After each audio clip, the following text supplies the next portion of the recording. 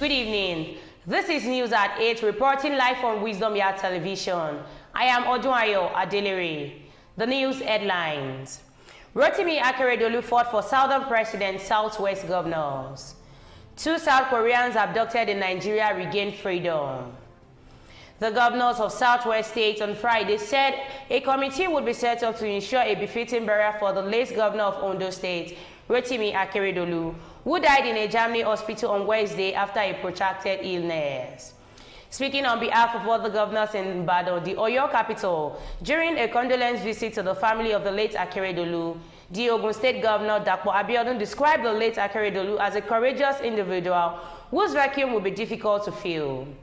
He stated that the governors have decided to collectively take responsibility for Akeredolu's funeral, adding that a joint committee of Southwest states would be set up to work with the deceased family and the state government to accord him Akeredolu a befitting farewell. Abiodun said, "Without a doubt, we are still in a state of shock and disbelief. Akeredolu was the chairman of the Southwest Governors Forum, Southern Governors Forum, a position he held and led very courageously and fearlessly. He was a learned senior advocate of Nigeria and a successful second-time governor of the state. All of us are here on behalf of our families, the entire southwestern state, to commiserate with the family and the people of the state.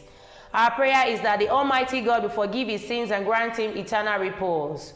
We also pray the wife, children, family members, and the state government to bear this very sad, shocking, and painful exit." This was a man who was an advocate for Southern presidency. We could record vividly the reinvigorated Southern Governors Forum meeting in Delta State about 2.5 years ago. He championed the course that the presidency should come from South, and he stayed with it among several others that he championed successfully. He will be surely missed by all of us. The vacuum he left will be difficult to fill by everyone.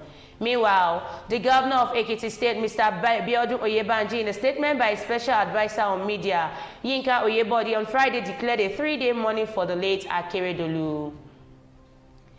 2 South Koreans have been released after being abducted nearly 3 weeks ago by an unidentified armed group in Nigeria, the Foreign Ministry in Seoul said on Saturday. Kidnapping for ransom is common in Nigeria, and foreign workers have been targeted in the past by criminal gangs, especially those working in remote mining or construction projects. The 2 Koreans who were abducted in southern Nigeria on December 12 are employees of Daewoo Engineering and Construction Co., a major South Korean builder, according to Seoul Yo-App news agency. South Korean authorities secured their custody on Friday, Seoul Foreign Ministry said, further stating that they are in good health. The men have been moved to a safe area after a medical examination and have spoken to their families via phone, the ministry said in a statement sent to AFP. The Foreign Ministry said their release was secured thanks to close cooperation between the government in Seoul and the company through collaboration with the Nigerian military, police, and intelligence authorities.